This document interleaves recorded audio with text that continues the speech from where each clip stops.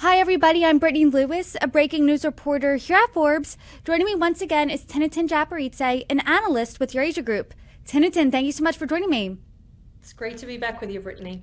Tinatin, I appreciate the conversation because you always come on when there are developments, significant developments in the war between Russia and Ukraine, as well as the United States' involvement, and you break them down. And I think right now is a perfect time for another one of those conversations. And I want to start this conversation with what we saw last week in the White House meeting between President Trump and Ukrainian President Volodymyr Zelensky, and then we can work our way around that. One report characterized this meeting as acrimonious, another characterized it as tense.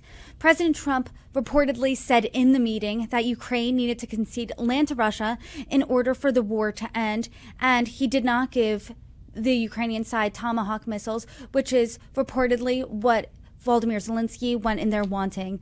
And President Trump also, after the meeting, he said that he believed there should be a ceasefire at the current battle lines as the launch pad for negotiations. And this was something that Zelensky was on board with. So to start off the conversation, what do you make of the news that came out of that meeting? As you said, Brittany, the meeting was indeed, based on the reports that we've seen, tense, to say the least. President Trump reportedly did press Volodymyr Zelensky to consider territorial concessions over the Donbas specifically, which I believe that the White House has since denied, but those are the reports that we're hearing continuously. And importantly, despite the friction, there's no sign that the US will scale back military or intelligence assistance to Ukraine, both of which are very important to Kiev to continue fighting. President Trump stopped short of offering Tomahawk missiles, as you said, which had been Kiev's hope. And the anticipated US-Ukraine drone deal wasn't finalized either, but that still appears to be on the table, as are the Tomahawks, but probably well into 2026 is when we can expect them. But arms shipments via Europe will continue, and EU officials have doubled down on their commitment to Ukraine's defense and European security. I want to talk about those Tomahawk missiles because that seemed like Zelensky's major goal in meeting with President Trump at the White House last week.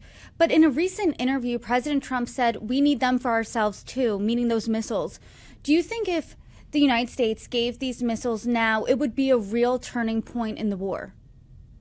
Well, I think we've heard this in the past as well. I remember the first time around when ATACMS were not yet on the table, it was seen as a real sort of a deal breaker, something that was really going to move the needle. And I do believe that every little bit does help a great deal. It's not just the Tomahawks, but also the permission to use those Tomahawks to hit deep into Russian territory and Russian targets deep inside the country, which is very, very important to Ukraine, aside from actually getting those weapons. But aside from all of that, what continues to be critical for Kiev is this continued support and this pledge to continue supporting Ukraine no matter what, which did concern the Ukrainians a great deal when President Trump came back to the White House. But now we are seeing more of an alignment between the Europeans, the Americans, and obviously the Ukrainians in terms of being very much on the same page in terms of continued Western support toward Ukraine.